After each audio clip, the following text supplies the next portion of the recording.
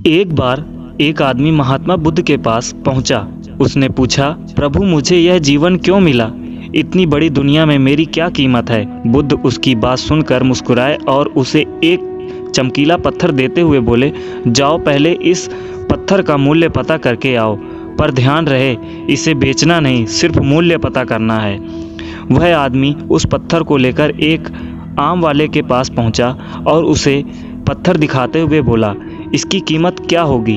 आम वाला पत्थर की चमक देखकर समझ गया कि अवश्य ही यह कोई कीमती पत्थर है, लेकिन वह बनावटी आवाज़ में बोला, देखने में तो कुछ खास नहीं लगता, पर मैं इसके बदले 10 आम दे सकता हूँ। वह आदमी आगे बढ़ा और सामने एक सब्जी वाला था।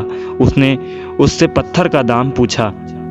सब्जी वाला बोला, मैं इस पत्थर के बदले 1 बोरी आलू दे सकता हूँ। आदमी आगे चल पड़ा।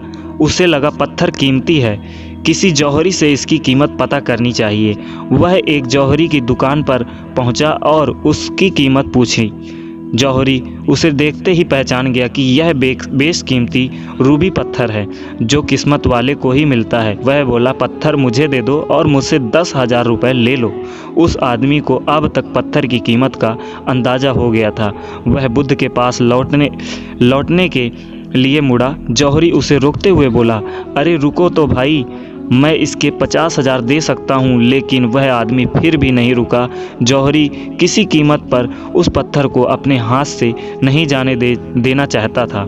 वह उछलकर उसके आगे आ गया और हाथ जोड़कर बोला, तुम यह पत्थर मुझे दे दो, मैं 1,00,000 रुपये देने को तैयार हूँ। वह आदमी जौहरी से पीछा छुड़ाकर जाने लगा।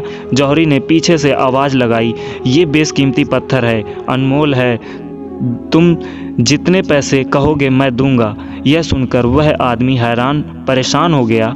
वह सीधा बुद्ध के पास पहुंचा और उन्हें पत्थर वापस करते हुए सारी बात कह सुनाई। बुद्ध मुस्कुराकर बोले, आम वाले ने इसकी कीमत 10 रुपये लगाई, आलू वाले ने 1 बोरी आलू और जौहरी ने बताया कि अनमोल है। इस पत्थर के गुण जिसने जितने समझे उसने उसकी उतनी कीमत लगाई। ऐसे ही यह जीवन है, हर आदमी एक हीरे के समान है।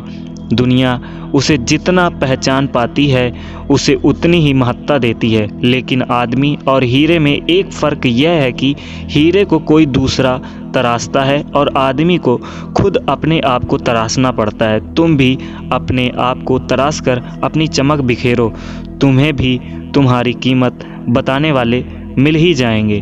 तो इस कहानी से हमें यह शिक्षा मिलती है कि हमें अपने आप को इतना तराशना चाहिए कि हमारी भी कीमत इतनी बन जाए, अमूल्य बन जाए और हमारा जीवन अमूल्य हो जाए।